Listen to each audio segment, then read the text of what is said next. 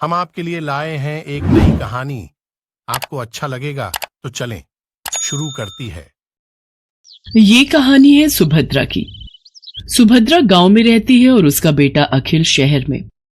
वो वहां एक मल्टीनेशनल कंपनी में जॉब करता है। सुभद्रा का बेटा अखिल अचानक से शहर से उससे मिलने गांव आया था। बेटे को देखकर वो बहुत खुश हुई और फिर से वही शिकायतें उसकी शुरू हो गई जो हर माँ की होती हैं। कैसी शक्ल बनाकर रखी है तूने, कितना दुबला हो गया रे तू। अरे खाना पीना ठीक से खाता नहीं है क्या? बहुत काम करवाते हैं क्या ऑफिस वाले? अरे माँ कहाँ दुबला हुआ हूँ, वैसा ही तो हूँ। पता नहीं यार माँ की आंख ऐसी क्यों होती है, उसे अपना बच्चा दुबला ही दिखता है। तुझसे तो बोलना ही बेकार है। सुन, तू हाथ मुंह धो ले, मैं तेरे लिए आलू के पराठे बनाकर लाती हूँ। सुभद्रा रसोई में जाने लगी तो अखिल ने अपनी माँ का हाथ पकड़कर उसे सोफे पर बिठा लिया और कहा, अरे माँ ये सब छोड़, मुझे तुमसे कुछ बहुत जरूरी बात करनी है। ये सुनकर सुभद्रा की आंखों में चमक आ गई और उसने खुश होकर उससे पूछा, क्या बात करनी है बेटा? शादी के बारे में? तू तैयार है? रुक, मैं तुझे कुछ दिखाती हूँ। सुभद्रा ने सोफे के पास रखे टेबल से कुछ लिफाफे निकाले और उससे लड़कियों की तस्वीर निकालकर अखिल को दिखाने लगी। बोल, कौन सी है तुझे पसंद? अखिल ने उन तस्वीरों को बेमन से देखा और माँ से कहा, माँ मुझे इनमें से कोई भी पसंद नहीं है। क्या बोल रहा है तू? सारी इतनी सुंदर हैं, पढ़ी लिखी भी हैं। तब अखिल ने अपनी माँ से जो बात कही उसे सुनकर उनके चेहरे पर चमक आ गई। अरे सच, तूने लड़की पसंद कर ली है? अरे कौन है वो? क्या नाम है उसका? कहाँ की है? अरे माँ एक साथ इतने सारे सवाल। ये कहकर अखिल ने अपना मोबाइल निकाला और उसकी गैलरी से आकांक्षा की तस्वीर निकाल कर दिखाई। उसे देखकर सुभद्रा बहुत खुश हुई। वाह, कितनी सुंदर है मेरी बहू। मैं बहुत खुश हूँ बेटा, बहुत खुश। अखिल और आकांक्षा की शादी हो गई। जब वो पहली बार उसे लेकर घर आया तो सुभद्रा द्वार पर उसकी आरती उतार रही थी, तो आकांक्षा को ये सब पसंद नहीं आ रहा था। आकांक्षा शहर में रहने वाली मॉडर्न ख्यालों की लड़की थी। उसने सुभद्रा से कहा, क्या मम्मी जी, अब ये सब कौन करता है? अरे क्यों नहीं करता, सभी करते हैं। लक्ष्मी हो तुम मेरे घर की, और लक्ष्मी का स्वागत तो ऐसे ही किया जाता है। सुभद्रा की बातों को सुनकर आकांक्षा ने अपना मुंह बना लिया। अखिल चाहता था कि आकांक्षा थोड़े दिन माँ के साथ रहे, क्योंकि उसकी कंपनी वाले उसे देश से बाहर भेजने वाले थे। आकांक्षा ने भी कभी गांव देखा नहीं था, इसलिए उसने अखिल की बात टाली भी नहीं। ठीक है बाबा, लेकिन जल्दी आ जाना, मैं यहाँ अकेले बोर हो जाऊंगी। अखिल शहर चला गया। एक दिन की बात है, सुबह का समय था। आकांक्षा अपने कमरे में सोई हुई थी। सुभद्रा घंटी बजाते हुए पूजा कर रही थी। घंटी की आवाज से आकांक्षा डिस्टर्ब हो रही थी। वो गुस्से में बाहर आई और सुभद्रा से कहा, क्या मम्मी जी, सुबह सुबह इतना शोर क्यों कर रही हैं आप? ऐसा नहीं कहते बहू, मैं पूजा कर रही हूँ और अब तो सुबह के 7 बज गए। 7 बज गए तो मैं क्या करूँ? मुझे आप जैसे गवारों की तरह जल्दी उठने की आदत नहीं है। चलिए अब बंद करिए ये सब और मुझे सोने दीजिए। सुभद्रा को अपनी बहू की बात बहुत बुरी लगी, लेकिन वो चुप रह गई और खुद को ही दोष देने लगी। मेरी ही गलती है। अरे वो शहर की है, वहाँ लोग देर से सोते हैं, देर से जागते हैं। मुझे इस बात का ख्याल रखना चाहिए। आकांक्षा ज्यादातर समय या सोकर बिताती या अपने दोस्तों से बात करके। वो सुभद्रा की कोई मदद नहीं करती। एक दिन वो फोन पर बातें कर रही थी और सुभद्रा अपने बैल को चारा दे रही थी, तो अचानक उसका बैल जोर से रंभाने लगा। अरे क्या हो गया, क्यों गुस्सा कर रहे है तू? मैं आ तो गई खाना देने। हाँ ठीक है, मैंने आज थोड़ी देर कर दी। अरे क्या करती, मेरे घुटनों में जोरों का दर्द जो था, बूढ़ी हो गई हूं ना मैं। उधर फोन पर बातें करती आकांक्षा की दोस्त ने बैल के रंभाने की आवाज सुनी तो उसने कहा, अरे क्या बात है आकांक्षा, तबेले में है क्या तू? ये पीछे से कैसी आवाज आ रही है? अरे गांव है ना ये, यहाँ तो गाय भैंस की आवाज आएगी ना, कोई डीजे तो बजेगा नहीं। अच्छा सुन, मैं तुझसे थोड़ी देर में बात करती हूँ। आकांक्षा ने फोन काटा और सीधे सुभद्रा के पास पहुंची। क्या मम्मी जी, आप लोगों को जरा भी तमीज नहीं है क्या? अरे मैं फोन पर बातें कर रही हूँ और आपका ये बैल शोर कर रहा है। अरे मेरी बेइज्जती होती है दोस्तों के सामने, आपको बड़ा मजा आता है ना मुझे तंग करने में। ये तुम कैसी बातें कर रही हो बहू, मैं भला तुम्हें क्यों तंग करूंगी? और जहां तक बात रही इसके रंभाने की, तो इसे भूख लगी थी। अब ये बेचारा हमारी तरह खाना तो मांग नहीं सकता, जानवर है ना। ये जानवर है, आप तो नहीं। कान खोलकर सुन लीजिए, जब मैं अपने दोस्तों से बात करूं तो इसे बाहर ले जाइए, नहीं तो मैं ये घर छोड़कर चली जाऊंगी। अरे नरक बना दिया है मेरा जीवन आप लोगों ने। सुप्रिया फिर से खामोश रह गई। एक दिन जब वो गोबर से घर का आंगन लीप रही थी तो आकांक्षा फिर से नाक बंद करके तमतमाती हुई बाहर आई और गुस्से में सुप्रिया से कहा, क्या है मम्मी जी, ये क्या है? पूरे घर में आपने बदबू फैला दी है। बहू, गोबर है ये, पता है कितना पवित्र होता है, घर में कीटाणुओं को प्रवेश नहीं करने देता ये। अरे क्यों मेरे पीछे पड़ी हैं आप? नहीं चाहिए मुझे अपने घर में गोबर वोबर, जब मैं चली जाऊंगी तो करते रहना ये सब। बिल्कुल गवारों के बीच में छोड़कर गया ये अखिल। कंपनी वालों ने 2 महीने की ट्रेनिंग और बढ़ा दी उसकी। 2 महीने इस गांव को और झेलना पड़ेगा मुझे। सुप्रिया आकांक्षा की किसी बात का बुरा नहीं मानती, वो उसे बहुत प्यार करती थी। एक दिन की बात है, सुप्रिया ने आकांक्षा से कहा, बहू, आज कुछ लोग तुम्हें देखने के लिए आ रहे हैं। वो क्या है ना कि ये लोग शादी में नहीं आ पाए थे। मुझे देखने? अरे मैं क्या कोई नुमाइश की चीज हूँ जो मुझे देखने आ रहे हैं? सुनिए, उन लोगों को मना कर दीजिए, मुझे किसी से नहीं मिलना। आकांक्षा बार बार सुप्रिया का अपमान करती और बार बार उसे जली कटी सुनाती, लेकिन सुप्रिया अपनी बहू को कुछ नहीं कहती। उसे हमेशा यही लगता कि बहू शहर की है, वहां के तौर तरीके अलग होते हैं, उसे वो बदल नहीं सकती। एक बार की बात है, सुप्रिया कुछ दिनों से बहुत बीमार थी। उसका बुखार उतरने का नाम ही नहीं ले रहा था, लेकिन आकांक्षा को इन सब बातों से कोई फर्क नहीं पड़ता था।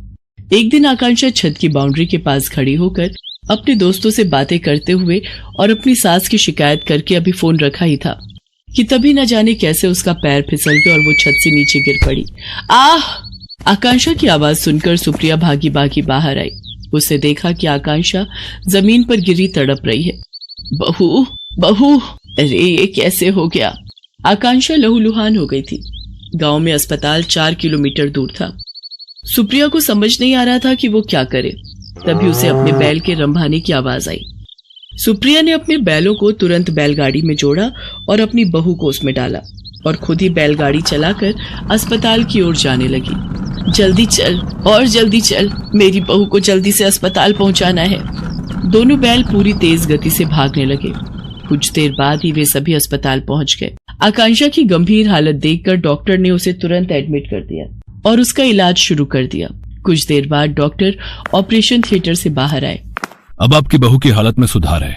अगर आपने उसे लाने में जरा भी देर की होती तो कुछ भी हो सकता था। जब तक आकांक्षा अस्पताल में रही, सुप्रिया न रात को सोती न दिन को। वो सारा समय उसके सिरहाने बैठी रही, उसकी किसी भी जरूरत को तुरंत पूरा करती।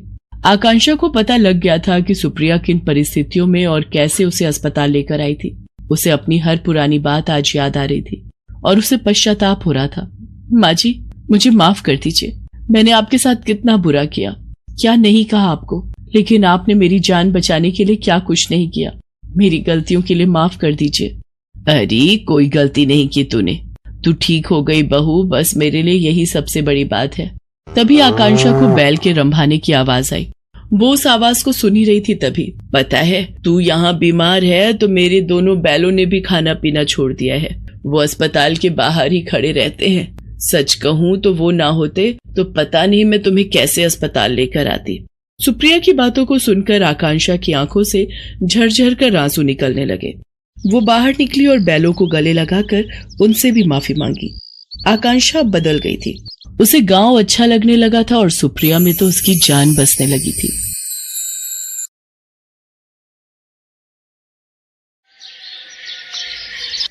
ये कहानी है प्रार्थना की, जो कि एक छोटे से गांव सिरसी में रहती थी। प्रार्थना के पिता उसके लिए एक लड़का देख रहे थे। तभी गांव के जमींदार साहब प्रार्थना के लिए शहर के लड़के पंकज का रिश्ता लेकर आते हैं। सुभाष, तेरी लड़की शहर में बहुत खुश रहेगी और तू चाहता ही था कि तेरी बेटी प्रार्थना की शादी शहर में हो। अब एक काम कर, जल्दी से लड़के के लिए हाँ कर दे। बहुत अच्छा रिश्ता है। आज शाम को ही लड़का और उसकी माँ प्रार्थना को देखने आने वाले हैं। ठीक है जमींदार साहब, मैं प्रार्थना की माँ को बोल देता हूँ, वो उसे तैयार कर देगी। शाम को लड़के वाले प्रार्थना को देखने आते हैं। देखिए भाई साहब, हमें आपकी प्रार्थना बहुत पसंद है। जमींदार साहब तो पिछले 6 महीने से हमें जानते हैं। हम इनसे अनाज वगैरह खरीदते रहते हैं। हाँ, वो तो इन्हें अपने लड़के पंकज के लिए शहर की जगह गांव की लड़की चाहिए थी, तो मुझे लगा कि प्रार्थना बिटिया से अच्छी लड़की और कौन हो सकती है। देखिए भाई साहब, हमें दहेज में 10 लाख रुपए चाहिए, क्योंकि हम सोच रहे हैं पंकज की दुकान छोटी पड़ती है, तो वो शादी के बाद दुकान बड़ी लेकर, अब हमारा काम तो आगे बढ़ाना ही है, और फिर प्रार्थना बिटिया के पैर हमारे घर में पड़ेंगे तो लक्ष्मी तो साथ आनी ही चाहिए। ठीक है, मुझे मंजूर है। मैं 10 लाख रुपए का इंतजाम कर लूंगा। मेरे लिए मेरी बेटी की खुशी से बढ़कर कुछ नहीं है। हमारे गांव में आज तक किसी लड़की की शादी शहर में नहीं हुई। पहली बार कोई लड़की शहर शादी करके जाएगी, और वो खुशनसीब हमारी प्रार्थना होगी। हमारे लिए इससे बड़ी बात क्या होगी। बस तो फिर प्रार्थना आज से हमारी बहू हो गई। आओ प्रार्थना, यहाँ बैठो। प्रार्थना जैसे ही पंकज और उसकी माँ के पास जाकर बैठने लगती है, उसका पालतू कुत्ता भीमा पंकज और उसकी माँ पर भौंकने लगता है और वो दोनों घबरा जाते हैं।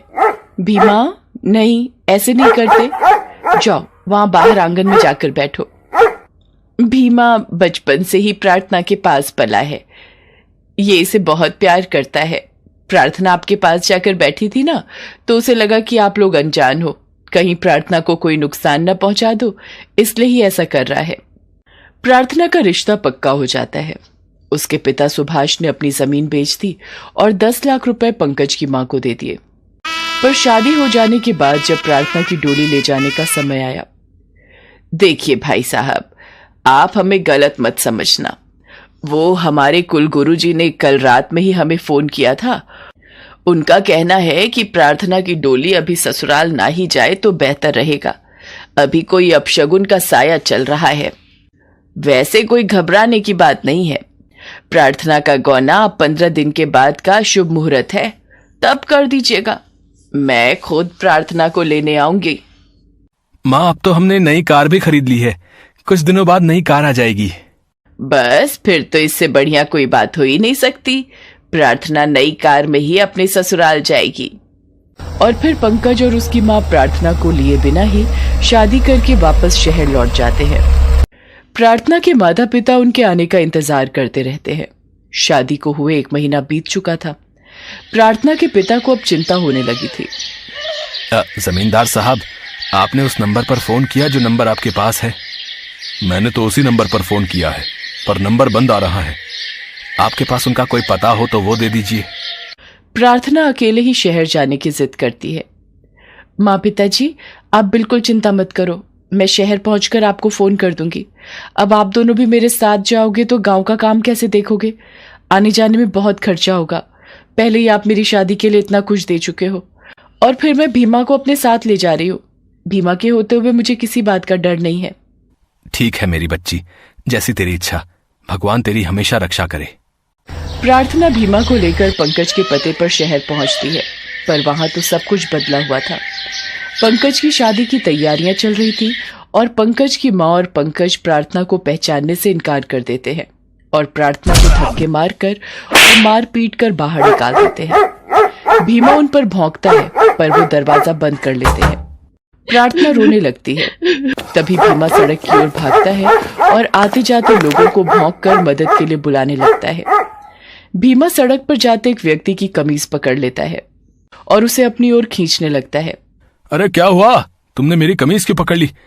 अरे ये किसका कुत्ता है? अरे तुम मुझे कहाँ ले जा रहे हो? अरे रुको रुको, मैं चलता हूँ। भगवान के लिए दरवाजा खोल दीजिए, मैं कहाँ जाऊंगी? ऐसा मत कीजिए, मेरे साथ गलत मत कीजिए। अरे आप इस तरह से रो क्यों रही हैं? अच्छा, ये तुम्हारी मालकिन है, तभी तुम मुझे इनके पास लेकर आए हो। घबराओ नहीं, तुम्हारी मालकिन को कुछ नहीं होगा। सुनिए, आप मेरे घर चलिए, मेरा घर पास में ही है। उस व्यक्ति का नाम अनिल था। अनिल प्रार्थना और भीमा को अपने साथ ले आता है। अनिल जी, मैं क्या करूं? मैं अपने गांव वापस नहीं लौट सकती हूँ। मेरे माँ बाबूजी मर जाएंगे अगर उन्होंने मुझे इस हाल में देखा। मैं गांव नहीं जाना चाहती अनिल जी। गांव में मेरे माँ बाबूजी की बहुत बदनामी होगी। आप चाहें तो आप यहाँ रह सकती हैं। आपको यहाँ पर किसी से भी डरने की जरूरत नहीं है। प्रार्थना उस दिन से अनिल के घर पर रहने लगती है। अनिल के माता पिता इस दुनिया में नहीं थे। वो अपनी दादी माँ के साथ रहता था। प्रार्थना के आ जाने से अनिल की दादी को बहुत आराम मिलता है। प्रार्थना उनकी खूब सेवा करती थी और साथ ही साथ प्रार्थना के आ जाने से घर में बहुत बदलाव आ गया था। ये देखकर अनिल के मन में प्रार्थना के लिए प्यार और सम्मान पनपने लगता है। भीमा भी अब अनिल और उसकी दादी माँ का लाडला हो गया था। वो उसके साथ बहुत खेलते थे। उधर पंकज जिस लड़की से शादी करता है वो धोखेबाज निकलती है और सब कुछ लूटकर और उन्हें कंगाल करके किसी और के साथ भाग जाती है। पंकज और उसकी माँ सड़क पर आ जाते हैं। वो भूखे प्यासे फुटपाथ पर बैठे थे। माँ, शायद हमें हमारे किए का फल मिल रहा है। ना मैं प्रार्थना को धोखा देता और ना ही हमारे साथ ऐसा होता। शिवानी मुझे धोखा देकर चली गई। हमारे पास जो भी कुछ था सब कुछ खत्म हो गया। माँ, पंकज, हमें प्रार्थना से माफी मांगनी चाहिए। मैंने देखा है वो यही शहर में ही है। अगर वो हमें मिल जाएगी तो हम उसके मायके में जाकर रह लेंगे। पंकज और उसकी माँ अनिल के घर जाते हैं, पर भीमा उन्हें देखकर भौंकने लगता है। उन दोनों की लाचार हालत को देखकर कुछ देर के लिए प्रार्थना का मन पिघलने लगता है। वो उन दोनों के लिए खाने का सामान और कुछ रुपए लाती है। घबराइए नहीं, मैंने भीमा को बांध दिया है, ये आपको नहीं काटेगा। मैं जानता था प्रार्थना, तुम आज भी मेरे से बहुत प्यार करती हो, इसलिए मेरी इतनी परवाह कर रही हो। मुझे माफ कर दो प्रार्थना। हाँ प्रार्थना, हमें माफ कर दे। हम तीनों मिलकर बहुत खुशी से रहेंगे। हमने तेरे साथ बहुत गलत किया। अनिल जी, ये कुछ खाने का सामान और कुछ रुपए इन दोनों को दे दीजिए। ये जहां भी जाएंगे इन दोनों के काम आएगा। और हाँ, ये धोखेबाज लोग जब चले जाएं तो आप दरवाजा बंद करके भीमा की रस्सी खोल दीजिएगा। मैं दादी माँ के लिए दूध वाला दलिया बनाने जा रही हूँ।